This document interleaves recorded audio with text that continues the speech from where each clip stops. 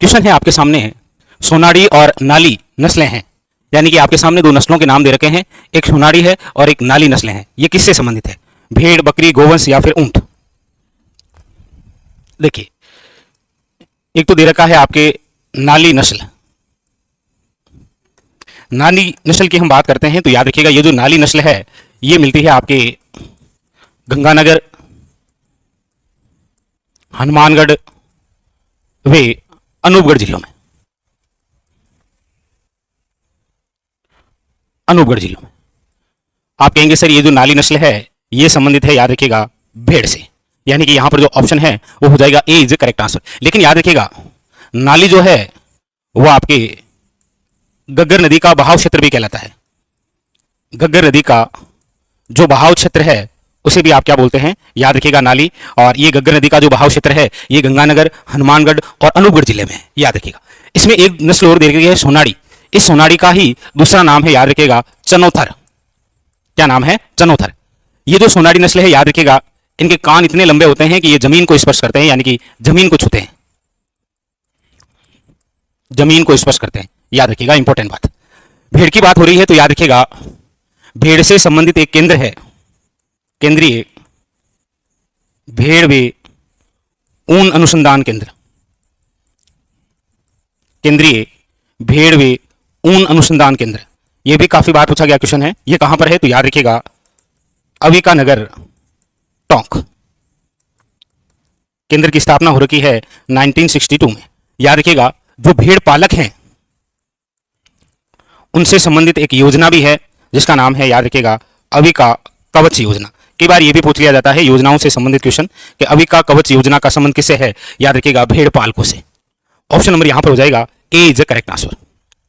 अगला क्वेश्चन, अगला है, देखिए, पूछा जा रहा है निम्नलिखित को सुमेलित कीजिए तथा सही कुट्टों का चुनाव कीजिए। यानी कि सूची ए के अंदर कुछ अभयारण्यों के नाम दे रखे हैं, नेशनल पार्क भी दे रखे हैं, और सूची 2 के अंदर यह दे रखा है कि कौन सा अभयारण्य या फिर नेशनल पार्क किस के लिए प्रसिद्ध है।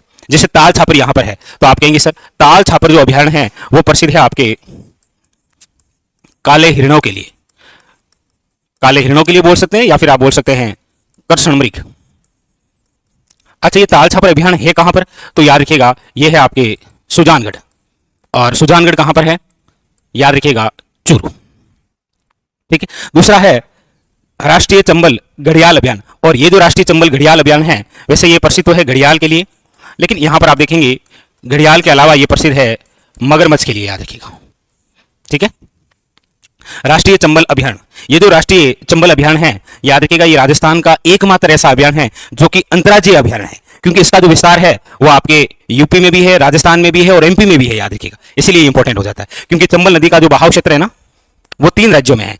ये आपके एमपी से निकलती है, फिर ये राजस्थान चलती है, और फिर यूपी के अंदर मुरादगंज नामक स्थान पर ये यमुना में मिले हो जाती है। ठीक है, याद रखिएगा। फिर है सरिस्का वन्यजीव अभियान। हालांकि सरिस्का जो वन्यजीव अभियान है ये वैसे देखा जाए तो हरे कबूतरों के लिए प्रसिद्ध है, हरे कबूतरों के लिए, लेकिन आपको यह भी पता है कि सरिस्का वन्यजीव जो अभियान है याद रखिएगा यहां पर देश की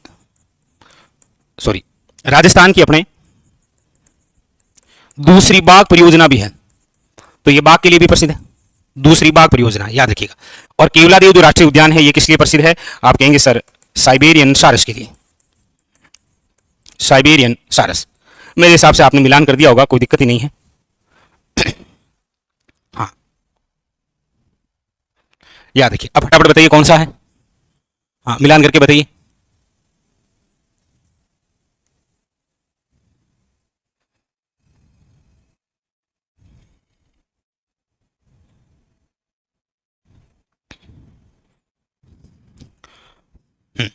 चलिए अगला क्वेश्चन।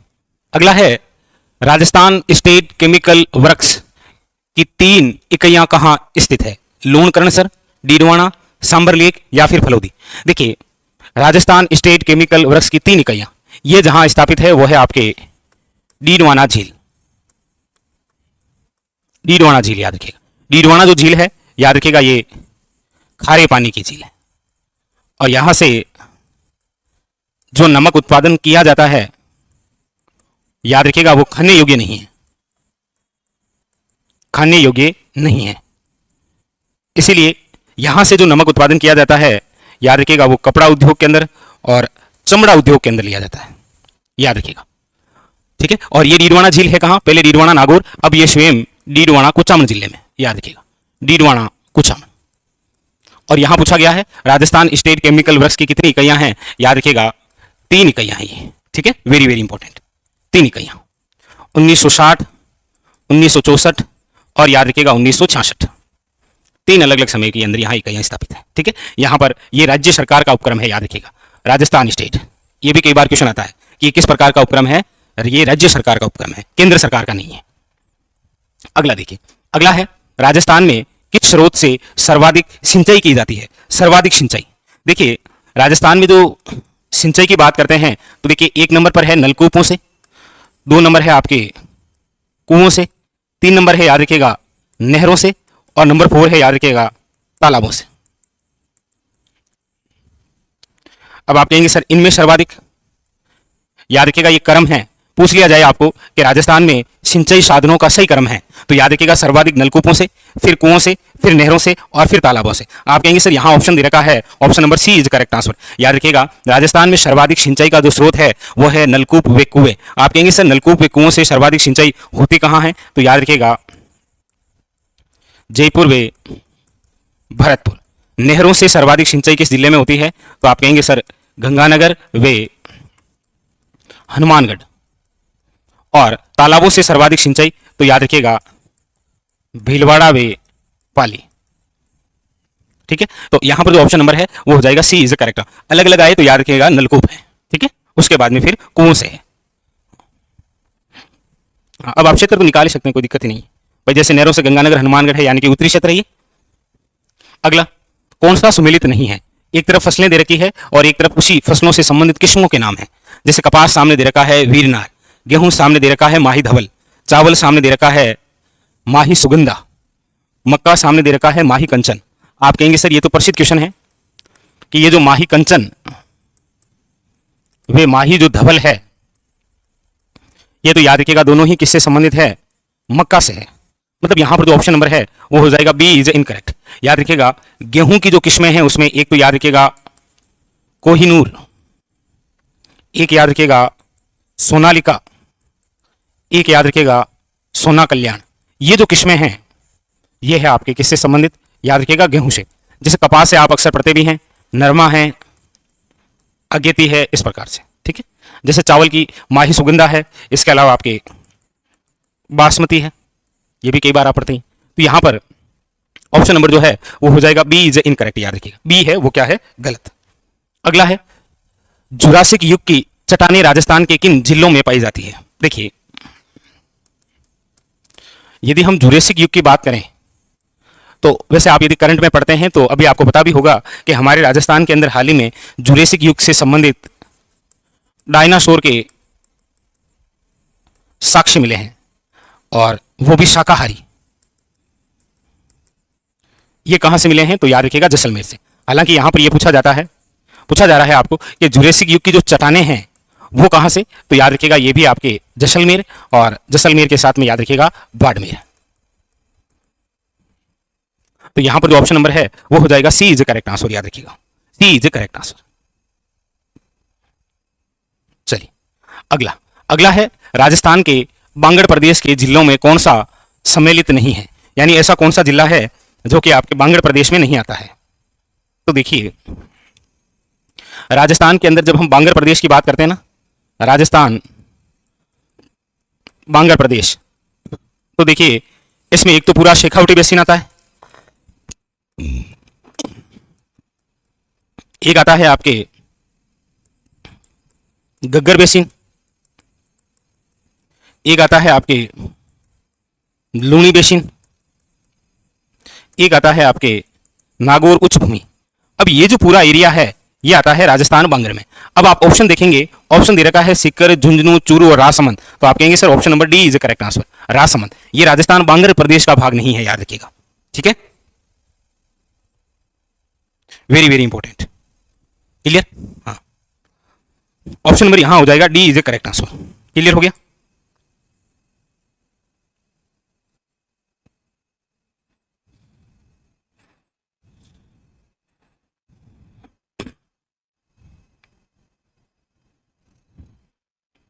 चलिए अगला क्वेश्चन, अगला है निम्न में से कौन सा राजस्थान का मुख्य कार्यकारी अधिकारी होता है।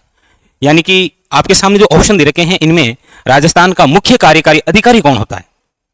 मुख्य सचिव, प्रमुख शासन सचिव, मुख्यमंत्री या फिर मंत्रिमंडल सचिव। बहुत अच्छा क्वेश्चन है ये कि राजस्थान का मुख्य कार्यकारी जो अधिकारी होता है वो होता है आपके, याद रखिएगा, मुख्य सचिव। कौन होता है? मुख्य सचिव। यदि मैं बात करूं वर्तमान की कि वर्तमान में कौन है राजस्थान के मुख्य सचिव, तो आप कहेंगे सर वह है सुधांशु पंत। याद रखिएगा, ठीक है। अच्छा, प्रथम पूछ लिया जाए तो कौन है, कमेंट करिएगा। और इसमें भी यदि आपको पूछ ले प्रथम महिला कौन, प्रथम महिला मुख्य सचिव कौन, तो आप कहेंगे सर कुशल सिंह। तो यहां पर जो ऑप्शन नंबर है वो हो जाएगा, याद रखिएगा, A is a correct answer. इससे जस्ट पहले हमारे राजस्थान के मुख्य सचिव कौन थे, यानी कि सुधांशु पंत से पहले, तो याद रखिएगा वो थी आपके महिला जिसका नाम है उषा शर्मा। अभी तक आज तक हमारे राजस्थान में दो ही महिलाएं मुख्य सचिव बनी हैं, एक तो कुशल सिंह और एक उषा शर्मा, और दोनों ही अशोक गहलोत कार्यकाल में। उषा शर्मा तो अभी थी, उससे पहले कुशल सिंह थी, ठीक है। तो ऑप्शन नंबर हो जाएगा ए इज ए करेक्ट आंसर। अगला देखिए, अगला है सोम, कमला और अंबा जो सिंचाई परियोजना है ये कहां स्थित है। देखिए इस प्रकार की दो परियोजना है कंफ्यूज करने के लिए। एक तो है सोम कागदर परियोजना, कौन सी है? सोम कागदर परियोजना। एक है आपकी, याद रखिएगा, सोम, कमला और अंबा परियोजना। और ये जो सोम, कमला और अंबा परियोजना है और सोम कागदर जो परियोजना है, दोनों ही इंपॉर्टेंट। वैसे इन दोनों की एक तो कॉमन बात है कि ये दोनों ही सोम नदी पर है। कौन सी नदी पर है? सोम नदी पर, याद रखिएगा, ठीक है। दोनों ही सोम कागदर जो परियोजना है ये तो है, याद रखिएगा, उदयपुर जिले से संबंधित, और ये जो सोम, कमला और अंबा परियोजना है ये है आपके डूंगरपुर जिले से संबंधित। यहां पर ऑप्शन नंबर हो जाएगा ए इज ए करेक्ट आंसर, ठीक है। हाँ, कोई नहीं पहुंच जाएंगे अभी। तो सोम, कमला और अंबा परियोजना याद रखिएगा, ठीक है।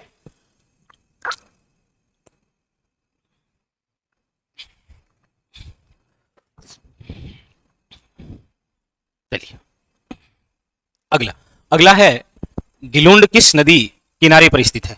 गिलुंड जो है वो एक सभ्यता है। पूछा जा रहा है किस नदी के किनारे। देखिए दो प्रकार के क्वेश्चन बनते हैं बड़े अच्छे। एक तो गिलुंड सभ्यता है कहां पर, याद रखिएगा, राजसमंद। अब मेरे हिसाब से आपको क्लियर हो गया है कि इनमें से ऐसी कौन सी नदी है जो कि राजसमंद जिले में बहती है, तो आप कहेंगे सर ये है बनास नदी के किनारे। लेकिन याद रखिएगा गिलुंड की जो है वो मेहंदी भी प्रसिद्ध है, मेहंदी भी प्रसिद्ध है। मेहंदी भी प्रसिद्ध क्यों लिखा? क्योंकि मेहंदी प्रसिद्ध है सोजत की, और सोजत है आपके पाली में। लेकिन इसके बाद में राजस्थान का दूसरा स्थान जहां की मेहंदी प्रसिद्ध है वह है गिलुंड, याद रखिएगा, ठीक है। हाँ, सुर्ख मेहंदी प्रसिद्ध है यहाँ की, गिलुंड की। ऑप्शन नंबर है, याद रखिएगा, A is the correct answer, Banas. हाँ, अगला है कालीबंगा पूरा स्थल के किस दिशा में जूता हुआ खेत मिला है। ये देखिए, ये और गहराई से पूछा गया क्वेश्चन है। यहां पर चर्चा है कालीबंगा पूरा स्थल। देखिए कालीबंगा जो पूरा स्थल है ये आपके कहां पर है, तो आप कहेंगे सर हनुमानगढ़ में, ठीक है। अच्छा, कौन सी नदी के किनारे है, तो आप कहेंगे सर घग्गर नदी के किनारे। अच्छा, इसकी खोज किसने की है, तो आप कहेंगे सर ए घोष यानी कि अमलानंद घोष ने, ठीक है। उत्खनन का कार्य किसने किया है, तो आप कहेंगे सर एक तो है बीबी लाल, एक है बिक्के थापर और एक है आपके एमडी खर्रे। ये तीन तो क्या है, उत्खनन करता। ये जो कालीबंगा है, याद रखिएगा, इसके उत्खनन का कार्य जो है वो कितने स्तरों में हुआ है, तो याद रखिएगा 5 स्तरों में, ठीक है। अच्छा, इससे प्रमुख रूप से क्या साक्ष्य मिले, जैसे भूकंप के साक्ष्य मिले। यहां से हमें याद रखिएगा जुता हुआ खेत, और ये भी दोहरा जुता हुआ खेत। और यहां पूछा जा रहा है कि कालीबंगा से ये जो जुता हुआ खेत मिला है ये कौन सी दिशा से मिला है, तो याद रखिएगा दक्षिण पूर्वी दिशा से, ठीक है। यहां पर जो ऑप्शन नंबर है वो हो जाएगा आपके सामने C is the correct answer, ठीक है। हाँ, याद रखिएगा, ठीक है। Option number C is the correct answer, दक्षिण पूर्वी।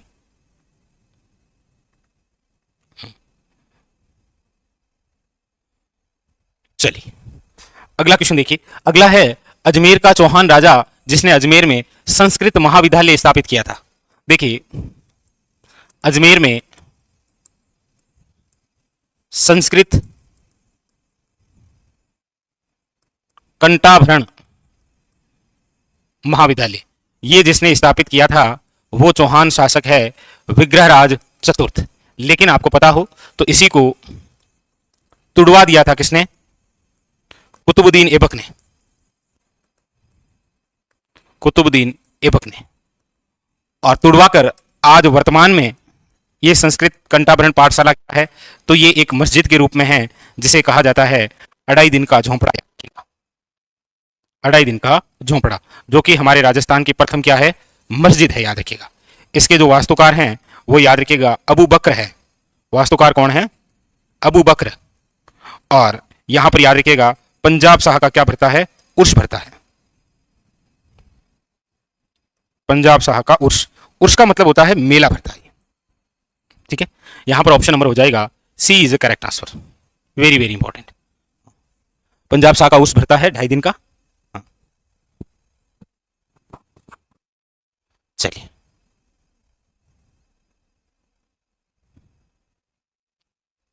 अगला देखिए।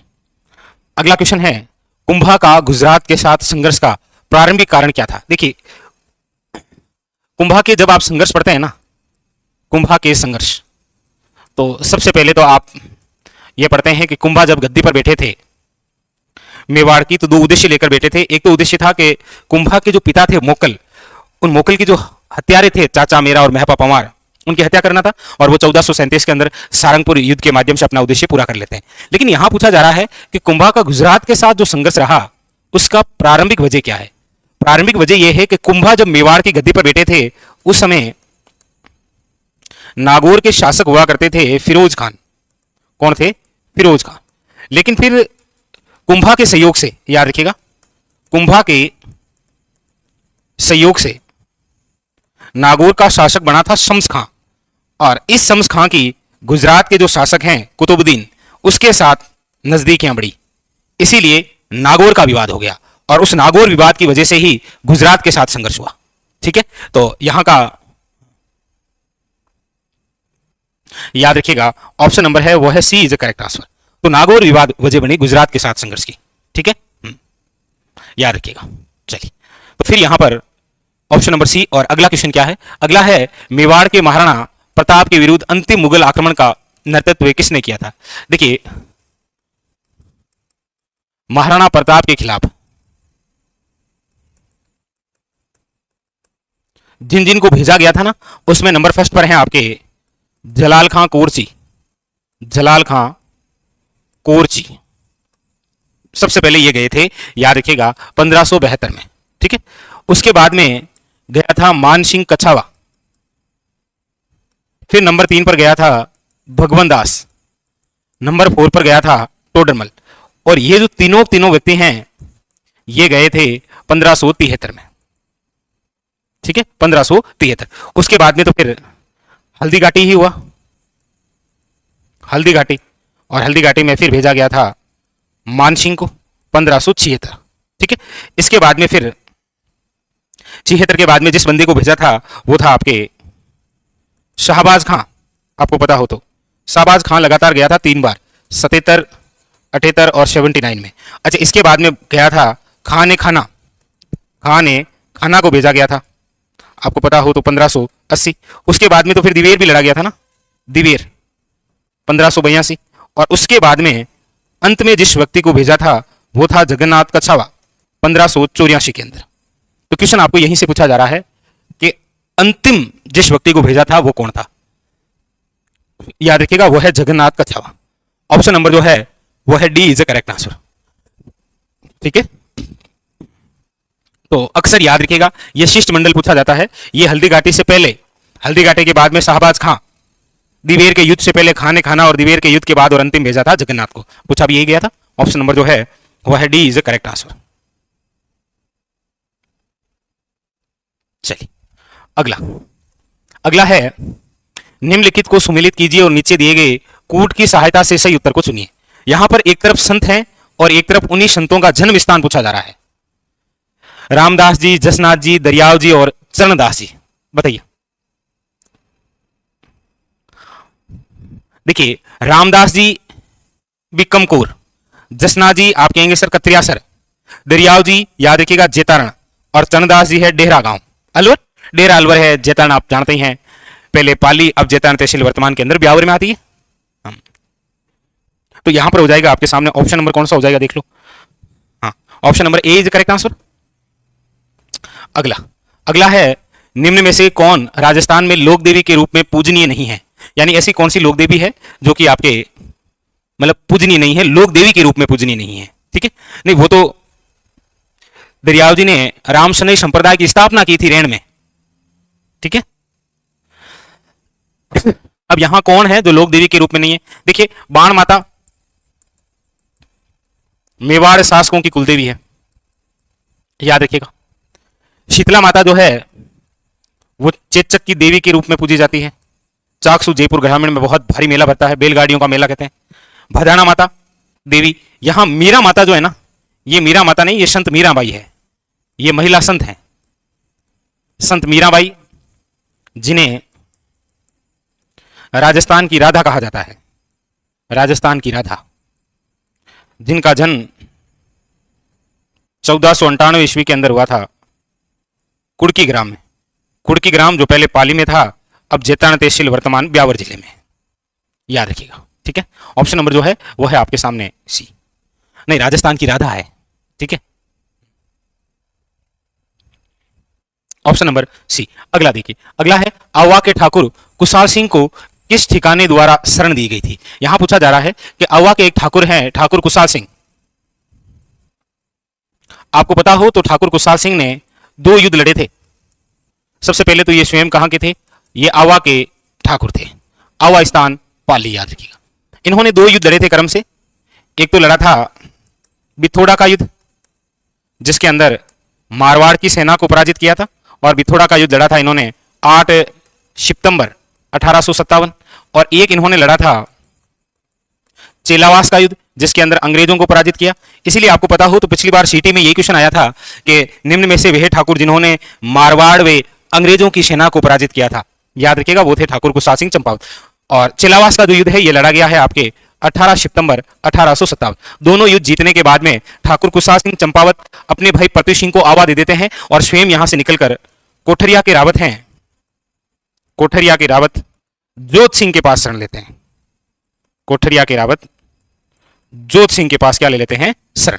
तो पूछा भी यही गया है कि किस ठिकाने द्वारा शरण दी गई थी, तो याद रखिएगा कोठरिया। ठीक है, हाँ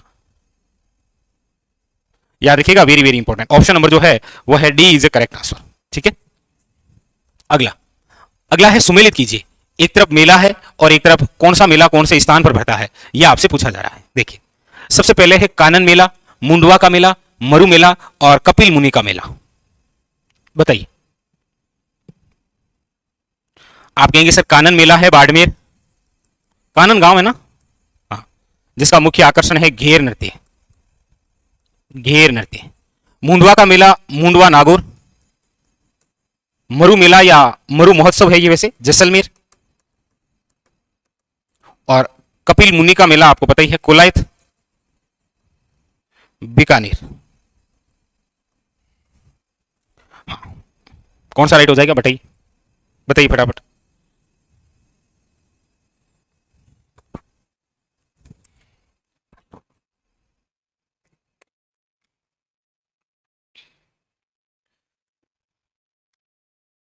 वेरी वेरी इंपॉर्टेंट।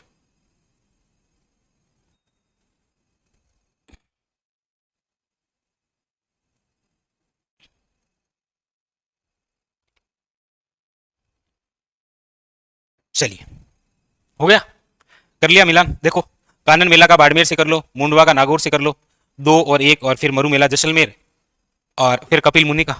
अच्छा, यहां पर ये नहीं है क्या? अच्छा, टाइपिंग मिस्टेक, यहां 4th है। ठीक है, 2 1 3 4, ऑप्शन नंबर क्या हो जाएगा? सी। ठीक है, चलिए अगला क्वेश्चन। अगला है अलगोजा किस प्रकार का आबादी, ये थोड़ा चर्चा में है, अलगोजा चर्चा में है इसीलिए क्वेश्चन बनेगा, याद रखिएगा, क्योंकि आप सब जानते हैं कि इनके जो कलाकार है ना वो चर्चा में है, इसीलिए क्वेश्चन बनने के सर्वाधिक चांसेज है यहां से। अलगोजा किस प्रकार का वाद्य यंत्र है? क्योंकि इनके जो प्रसिद्ध कलाकार हैं, प्रसिद्ध कलाकार, उनका नाम है, याद रखिएगा, रामनाथ चौधरी। याद रखिएगा जिन्होंने 5 मिनट से भी ज्यादा नाक से अलगोजा को बजाया था। और ये रामनाथ चौधरी का संबंध जिस जिले से है वो है आपके बड़ा पदमपुरा गांव, ठीक है, जो कि आपके जयपुर ग्रामीण में आता है। इसीलिए याद रखिएगा इनका जो नाम है वो आपके इंडिया बुक वर्ल्ड में दर्ज किया गया। तो बड़ा अच्छा क्वेश्चन बनता है। अलगोजा किस प्रकार का वाद्य यंत्र है? याद रखिएगा सुशीर। लेकिन मेरा आपसे एक क्वेश्चन भी है कि अलगोजा में कुल कितने छिद्र होते हैं? कितने छिद्र होते हैं ये आप बताइए कमेंट करके, कितने छिद्र होते हैं? तो यहां पर ऑप्शन नंबर क्या हो जाएगा? ये सी इज करेक्ट आंसर, याद रखिएगा, ठीक है।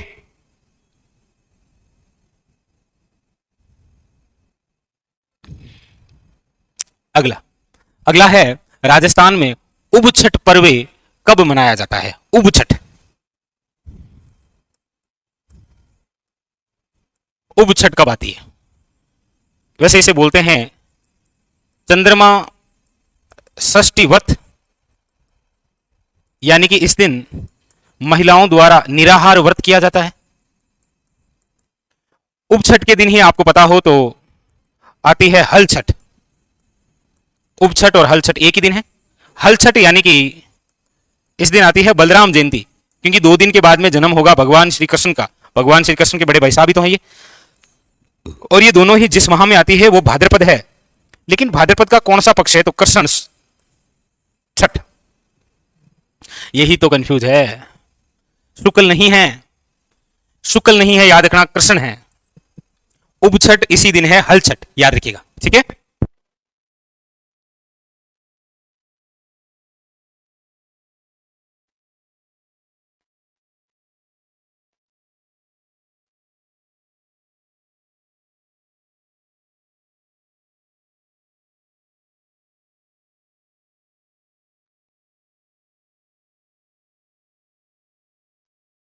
चलिए अगला देखिए।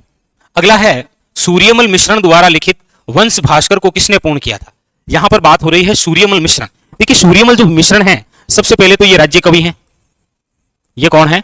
राज्य कवि। इनका जो जन्म है वो हुआ है आपके हरना गांव बूंदी में, याद रखिएगा। इनके द्वारा जो प्रसिद्ध रचना है वो है वीर सत्सई, क्योंकि एक वाक्य आप सुनते होंगे कि इला ने देनी आपनी हलरी हुलराई पूत शिकावे पालनेर मरण बड़ईमान। वो जो कथन है वो इसी वीर सत्सई ग्रंथ से है। लेकिन यहां पूछा जा रहा है कि इनके द्वारा जो वंश भास्कर की रचना की गई है, इसको पूर्ण किसने किया था? तो याद रखिएगा इसको पूर्ण करने का जो कार्य है वो किया था मुरारीदान ने। और याद रखिएगा सूर्यमल मिश्रण के दत्तक पुत्र हैं ये। वैसे सूर्यमल मिश्रण के पिताजी का नाम याद रखिएगा चंडीदान था, ठीक है। हाँ, राम रंजाट इनकी प्रथम रचना है, वंश भास्कर है, वीर सत्सई है, बलवंत विलास भी इन्हीं की रचना है, ठीक है। हाँ, बूंदी के शासक है ना राम सिंह, उनकी दरबारी थे ये। हाँ, राम सिंह द्वितीय के। अगला अगला है निम्न में से कौन सा एक लोकगीत राजस्थान के पर्वतीय क्षेत्र का नहीं है? पर्वतीय क्षेत्र का नहीं है। देखिए देखिए पटेलिया, माछर, लालर और बिछिया, ये जो गीत है ये तो याद रखिएगा पर्वतीय गीत है। पर्वतीय क्षेत्रों में आदिवासियों द्वारा गाए जाने वाले गीत हैं ये सारे के सारे। आप यहां पर देखेंगे कि एक गीत दे रखा है कुर्जा। कुर्जा एक विरह गीत है। देखिए पक्षी को संबोधित करते हुए कोई भी गाया गया गीत एक विरह गीत है, चाहे वो कुर्जा हो, चाहे वो सुवटिया हो, सुवटिया मतलब तोता, ठीक है, चाहे वो कागा हो, कौवे को संबोधित करते, ये सब विरह गीत है, ठीक है। और ये जो कुर्जा है ना, ये मरुस्थलीय क्षेत्र का गीत है। मरुस्थलीय क्षेत्र, वैसे आपको पता ही है कुर्जा एक पक्षी भी है जो कि हमारे राजस्थान में खिंचन गांव के प्रसिद्ध हैं। और खिंचन जो कि वर्तमान के अंदर फलोदी जिले में आता है, ठीक है। तो यहां पर ऑप्शन नंबर हो जाएगा बी इज करेक्ट आंसर, कुर्जा। अगला देखिए, अगला है आपके सामने राजस्थान पर्यटन विकास निगम यानी कि RTDC, Rajasthan tourism development corporation. RTDC की जो स्थापना है वो हुई है 1978 के अंदर, लेकिन इन्होंने अपना जो कार्य शुरू है वो किया था 1 अप्रैल 1979 में। इसका जो गठन है वो जिस समिति के तहत हुआ था वो है कांता ठाकुर समिति। और पूछा जाए ना इसका मुख्यालय कहां है, हेडक्वार्टर, तो याद रखिएगा वो है आपके जयपुर। ठीक है, तो यहां पर पूछा गया है कि स्थापना कब हुई। अब देखिए आप कहेंगे सर 78 बताइए आपने, तो देखिए याद रखिएगा 78 में स्थापना हो गई थी, कार्य जो शुरू हुआ था ना वो 79 में हुआ था। याद रखिएगा इन दोनों में से जो ऑप्शन में हो वो करना है। Option number A is the correct answer. ठीक है,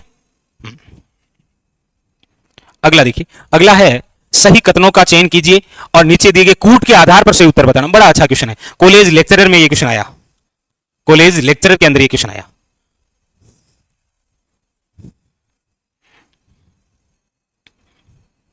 हाँ, स्वर्णगिरी किला जो है वो है जालोर का, स्वर्ण नगरी पूछे तो जैसलमेर है। ठीक है, ये बताइए, ये बड़ा अच्छा क्वेश्चन है। हाँ, कॉलेज लेक्चरर में ये क्वेश्चन आया था। पढ़िए आराम से और फिर आंसर दीजिए कि इनमें से कौन सा सही है।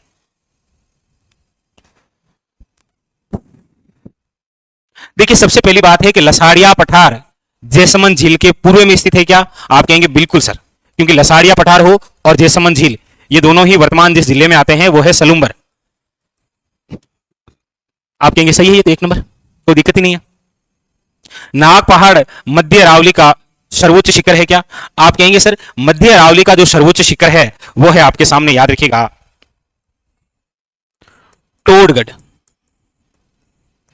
933 या आप पढ़ लेते हैं 934 मीटर। ठीक है, तो यानी कि बी तो क्या है गलत। सी क्या दे रखा है कि 56 का जो मैदान है वो प्रतापगढ़ और चित्तौड़गढ़ जिलों के मध्य स्थित है क्या? आप कहेंगे सर 56 का जो मैदान है वो आपके बांसवाड़ा वे प्रतापगढ़ के मध्य है, चित्तौड़गढ़ नहीं है। इसका मतलब आप कहेंगे सर सी भी गलत है, बिल्कुल गलत है। शिवपुरी घाट और बर ये अरावली के दर्रे हैं, बिल्कुल ये अरावली के दर्रे हैं, यानी कि ए और डी सही है, यानी कि सी सही है। ठीक है,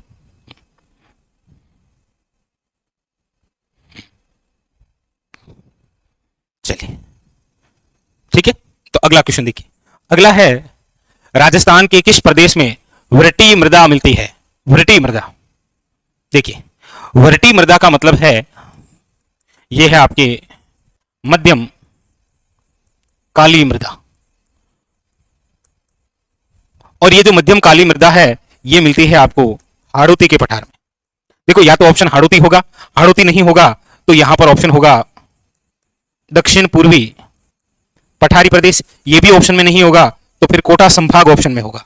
अच्छा कोटा संभाग भी ऑप्शन में नहीं होगा तो फिर तो जिलों के नाम ही होंगे आपके, कोटा, बूंदी, बारां और झालावाड़। और याद रखिएगा ये जो मध्यम काली मृदा है ना ये आपके कपास के लिए उपयोगी है, इसीलिए इसे कपाशीय मृदा भी कहा जाता है। और एक बार क्वेश्चन ये भी पूछा गया कि श्वेते जुताई वाली मिट्टी कौन सी है? याद रखिएगा श्वेते जुताई वाली मिट्टी, श्वेते जुताई वाली मिट्टी कौन सी है? तो यहां पर जो ऑप्शन नंबर है वो हो जाएगा आपके सामने, याद रखिएगा A is a correct answer.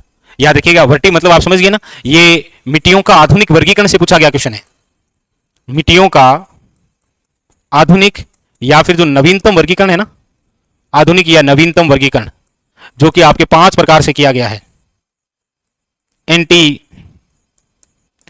एरीडी, LP, आपके इंसेप्टी और वर्टी, इसमें ये वर्टी पूछा गया। ठीक है,